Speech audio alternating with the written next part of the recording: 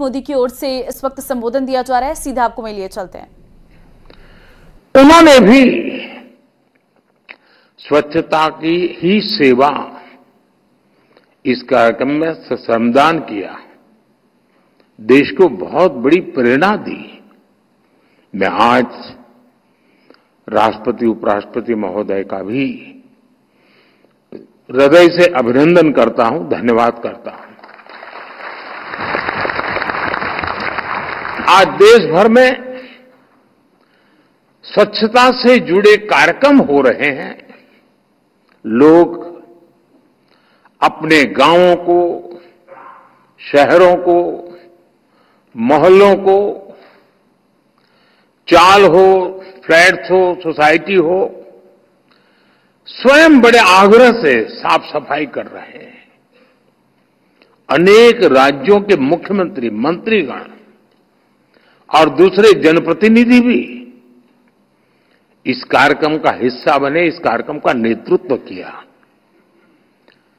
बीते पखवाड़े में, मैं इसी पखवाड़े की बात करता हूं, देश भर में करोड़ों लोगों ने स्वच्छता ही सेवा कार्यक्रमों में हिस्सा लिया है। मुझे जानकारी दी गई कि सेवा पखवाड़ा के 15 दिनों में देश भर में 27 लाख से ज्यादा कार्यक्रम हुए, जिनमें 28 करोड़ से ज्यादा लोगों ने हिस्सा लिया। निरंतर प्रयास करके ही हम अपने भारत को स्वच्छ बना सकते हैं। मैं सभी का, प्रत्येक भारतीय का हार्दिक आभार व्यक्त करता हूं। साथियों, आज के इस महत्वपूर्ण पड़ाव पर आज स्वच्छता से जुड़े करीब 10,000 करोड़ रुपए के प्रोजेक्ट्स की भी शुरुआत हुई है। मिशन अमृत के तहत देश के अनेक शहरों में वाटर और सीवेज ट्रीटमेंट प्लांट बनाए जाएंगे। नमामि गंगे से जुड़ा काम हो या फिर कचरे से बायोगैस पैदा करने वाले गोवर्धन प्लांट, ये काम स्वच्छ भारत मिशन को एक नई ऊंचाई पर ले जाएगा। और स्वच्छ भारत मिशन जितना सफल होगा, उतना ही हमारा देश ज्यादा चमकेगा।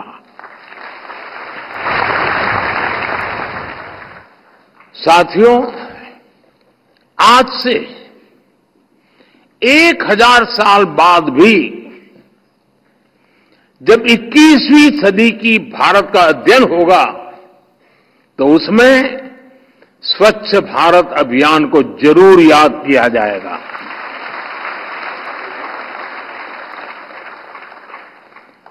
स्वच्छ भारत इस सदी में दुनिया का सबसे बड़ा और सबसे सफल जन भागीदारी वाला, जन नेतृत्व वाला जन आंदोलन है।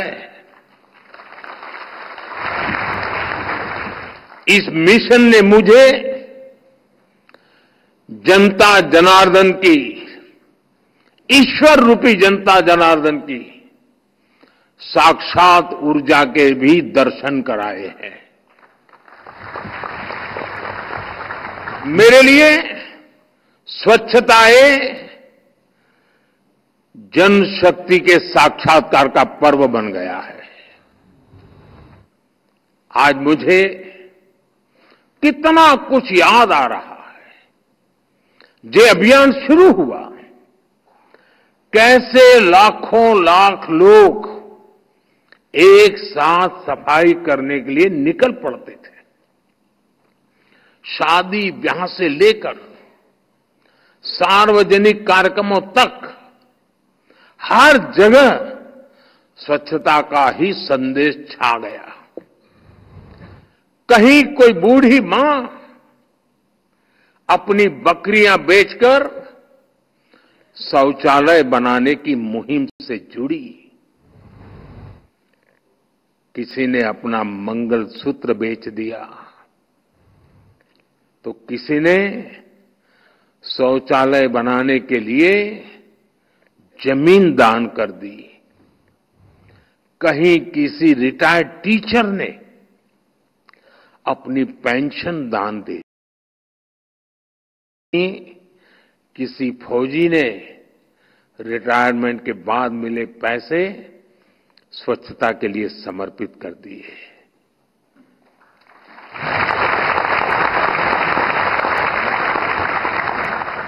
अगर ये दान किसी मंदिर में दिया होता, किसी और समारोह में दिया होता, तो शायद अखबारों की हेडलाइन बन जाता और सप्ताह भर उसकी चर्चा होती।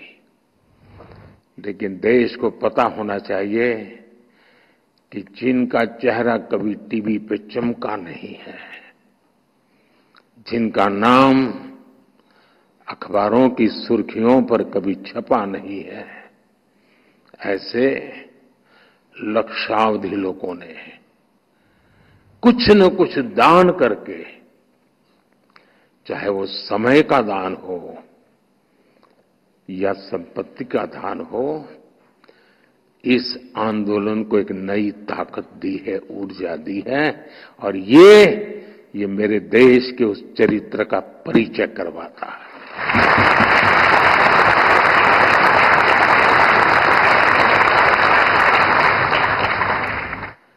जब मैंने सिंगल यूज प्लास्टिक को छोड़ने की बात की, तो करोड़ों लोगों ने जूट के बैग और कपड़े के थैले निकाल करके बाजार में खरीदी करने के लिए जाने की परंपरा शुरू की, और मैं उन लोगों का भी आभारी हूं, वरना मैं प्लास्टिक, सिंगल यूज प्लास्टिक बंद करने की बात करता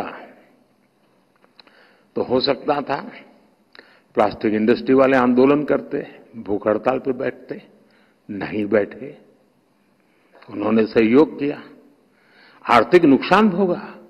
और मैं उन राजनीतिक दलों का भी आभार व्यक्त करता हूं जो भी शायद निकल पड़ते कि देखिए मोदी ने सिंगल यूज प्लास्टिक भर के हजारों लोगों का रोजगार खत्म कर दिया, पता नहीं क्या क्या कर देते।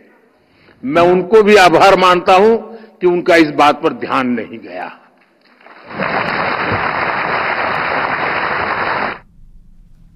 तो स्वच्छता से जुड़ी जो परियोजनाएं हैं उनके बारे में जानकारी यहां पर प्रधानमंत्री की ओर से दी जा रही है और युवाओं को संदेश दिया जा रहा है कि स्वच्छता की ओर वो भी अपना कदम जरूर बढ़ाएं। फिलहाल वक्त एक छोटे से ब्रेक आया, आगे आप देखिए बिग ब्रेकिंग न्यूज। नमस्कार।